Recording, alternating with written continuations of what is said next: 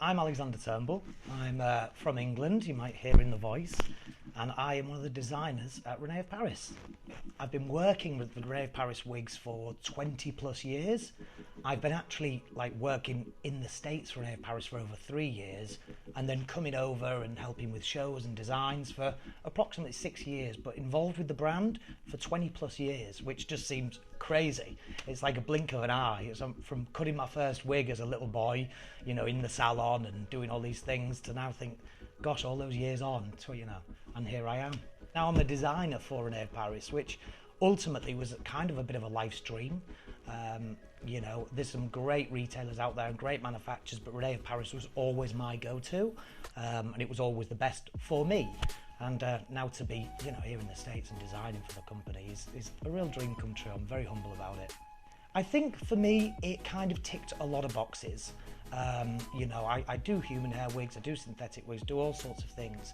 But what happened with me was I was a competition hairdresser.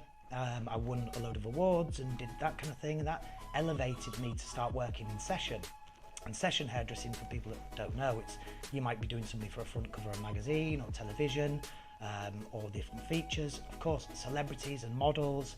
You mentioned that you want to cut the hair off to here, and it's a no-go, and rightly so. So, I had to figure out what I could do to be able to get these looks. So I started working with wigs, just on that kind of capacity. And, Rene of Paris was my go-to. The first wig I ever cut was an Angelica, and I cut it for the British Hairdressing Awards, which I won, and I was the youngest ever winner. I won that at 19. And I cut that into a Farrah faucet with just a razor that, people shave their legs with and stuff. I mean, I didn't have much skills then, but, I fell in love with the craft from there. Rene of Paris is great because everything is out of the box and ready to go, which is brilliant. That's why so many people have so much success with the wigs.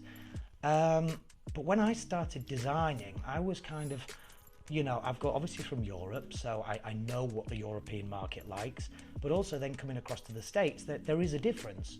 Granted, it's not night and day, but there is a difference. So it was trying to bridge the gap that works for so many people. And I don't pigeonhole. It should be for one person. They're for any age, they're for any race, for any class, for any person. If you feel $1 million in one of my wigs, I'm delighted. I designed over 10 wigs in the first go. And we put them into the catalogue. So there was your Angela who was in there, your Suzanne that's in there, your Julia that's in there. And then as we've gone on, it's a 3-year-old collection, so it's still very, very young in terms of all the other collections, which some are 30 years plus. However, we're looking at the pulse, designing new things. We've got some great things coming out for you guys this year as well. So I can't wait to share that. I can't say too much, I might get in trouble, but I think you're going to like it. A story which resonates with me, to the heart really. A friend of mine had a hair loss related illness, and she was very, very upset about it. And she went to a wig store, and she had a really terrible experience which made me mad. She'd gone into the wig store. She was already very vulnerable. She was already, pretty down. And she said the two girls among the counter just talked among themselves about their night out and their boyfriends, and kind of put this wig in a bag and didn't give her any aftercare. And it was a very harrowing experience for somebody that was already quite vulnerable and quite delicate. So it made me mad. So I was like, right, I can help you.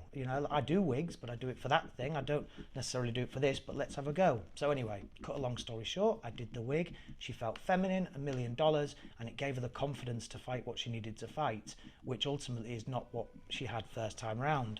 And then the penny kind of dropped really. As much as I've loved, getting trophies on stage and saying, yeah, I'm a great hairdresser and stuff, that is ego driven, and it's great, but my kind of calling was more, I wanted to help people.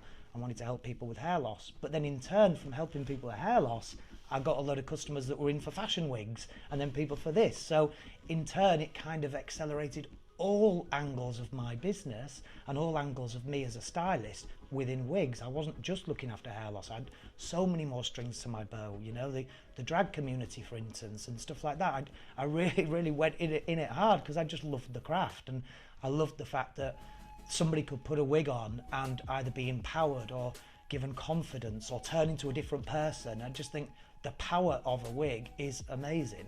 Don't just think the first wig you see out there is necessarily how it's going to be. There are so many different types of wigs, and I think we touched on this earlier. You know, a big thing that which gets said to me with new wig wearers that used to come into the salon, into the wig clinic, they used to always say, 9 times out of 10, I can spot a wig. I can spot a wig. And I said, this is what I used to say. I said, yes, you can.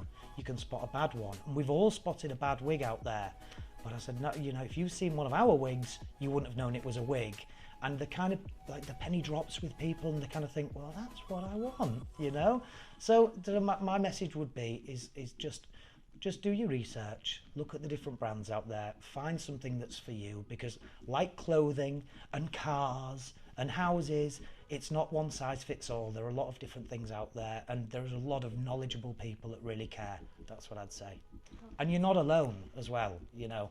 I think sometimes when you have hair loss, it can feel a very lonely place and a very lonely community, but you know, once you actually explore it, the amount of people that are in the same boat is incredible. In my collection, some lady might look at one style and think that's totally not for me, but she might turn the page and think, well, that one is. And that was really important when creating the brand, was that nobody was left out, and there was something for everyone.